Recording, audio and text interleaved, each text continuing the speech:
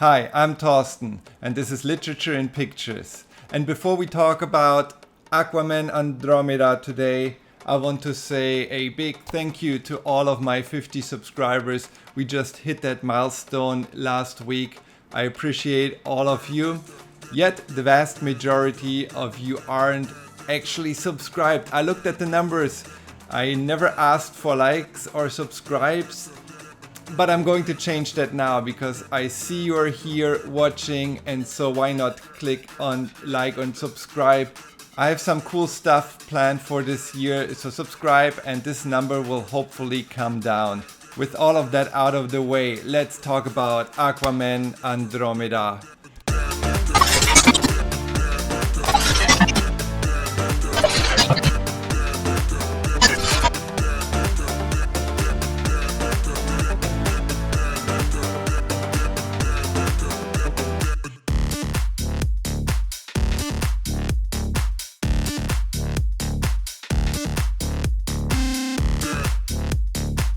Written by Ram V and illustrated by Christian Ward. Aquaman Andromeda is a DC Black Label book. This hardcover edition, collecting all 3 issues, was released in 2023. It retails at $29.99 US. I'll give you a non-spoiler and a spoiler review. Check out the chapter markers for where you are. And then I'll tell you my general thoughts and later back them up going into details, but I'll let you know when I get there. This is a story about the crew of the deep sea vessel Andromeda going after an unknown object that was detected in the Pacific Ocean. It's the first deep sea survival horror story about Aquaman. It kicks off with the government sending the exploration vessel Andromeda out to investigate an unknown object that seemingly came from space and entered the South Pacific Ocean at Point Nemo. Point Nemo is the most inaccessible place on Earth. More precisely, it is defined by the location that is the most remote from land, meaning it's the center of the largest possible circle you can draw on a map without touching land. Point Nemo is a real thing in the real world.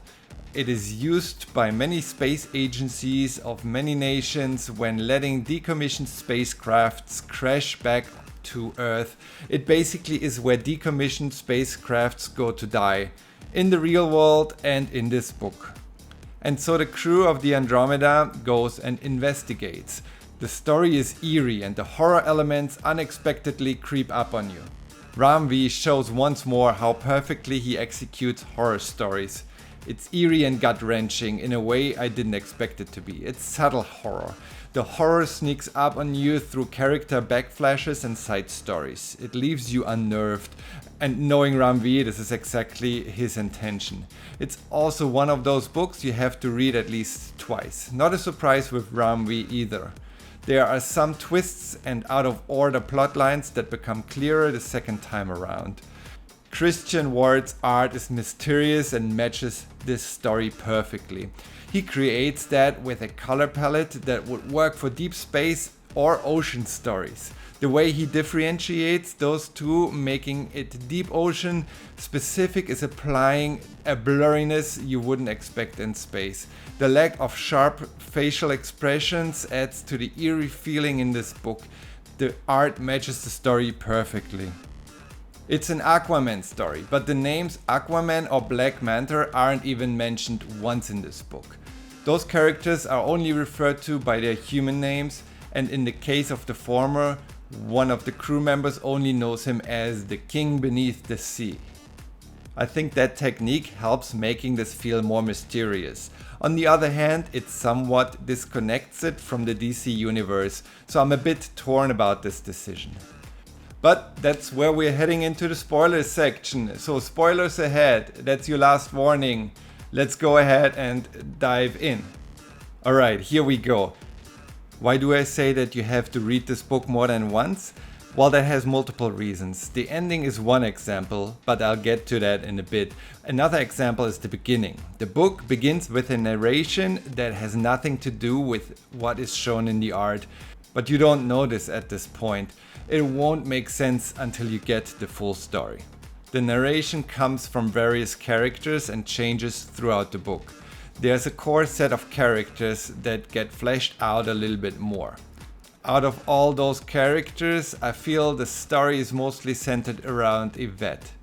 As I said, the book is set in a world where no one knows about Aquaman.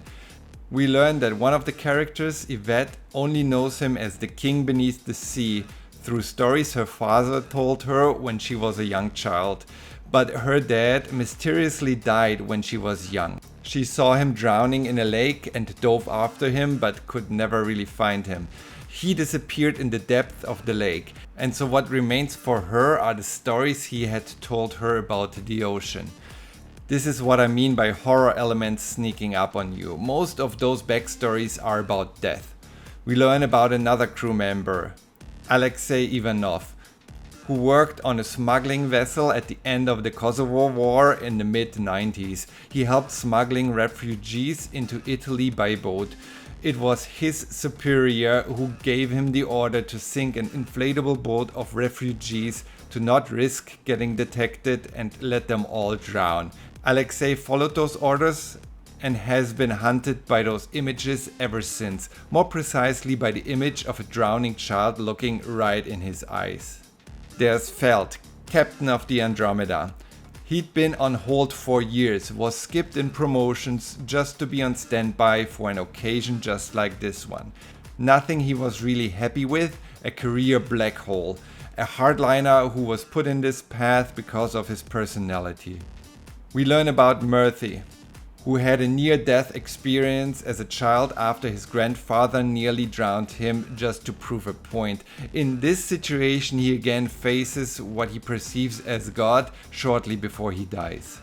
There's Arthur Curry. Obviously, he spends his summers in Russia enjoying pretending to be human, building things with his hands, feeling Earth's gravity and the sun on his skin. This book defines the difference between gods and humans pretty well.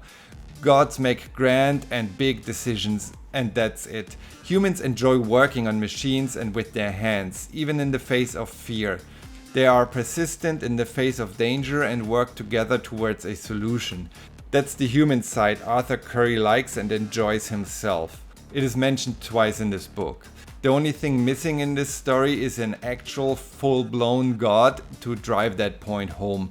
But I guess that part might have been out of scope for this story. Maybe replacing the Dark World with a god as an antagonist could have helped, but it might have changed the story from horror to epic, which wasn't the intention.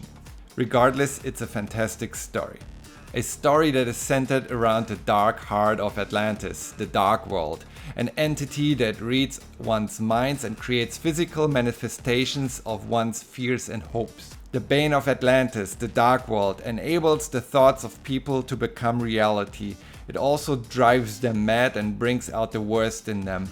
It knows your fears, your thoughts, and it manifests them. The first manifestation we get to see is a crew member reading a book about a giant kraken on board of the Andromeda. Shortly after, it is a huge kraken that appears and sinks the support vessel that accompanies the Andromeda. Arthur Curry, who has ventured to Point Nemo on a hunch at this point, arrives in time to defeat that kraken and realizes what he's facing. He knows the Dark World and its history. Yvette recognizes the king beneath the sea, who rescues her. They form a bond that continues throughout this book, and Arthur asks her not to mention their encounter to anyone. When Yvette and other crew members of the Andromeda enter the unknown craft, the king beneath the sea saves them after parts of it collapse. He explains to Yvette that this is an Atlantean ship that originated on Earth. The Andromeda also carries a bomb on board, meant to destroy that craft. The crew is initially scared that the Dark World would sense the danger and react, but Aquaman ensures them that it knows about the hostility of mankind already and wouldn't act any different no matter their intentions.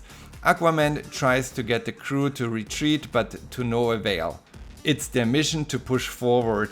Aquaman soon is on board with the idea of having the Dark World getting sucked into a black hole bomb, which is the device the crew of the Andromeda unknowingly brought with them.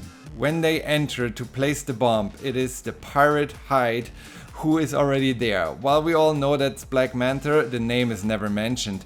He's a mercenary sent to steal anything of value from that unknown craft. But getting too close to the dark world, it creates a huge dark version of Aquaman, either created by Arthur's or Hyde's fears. That is never fully explained.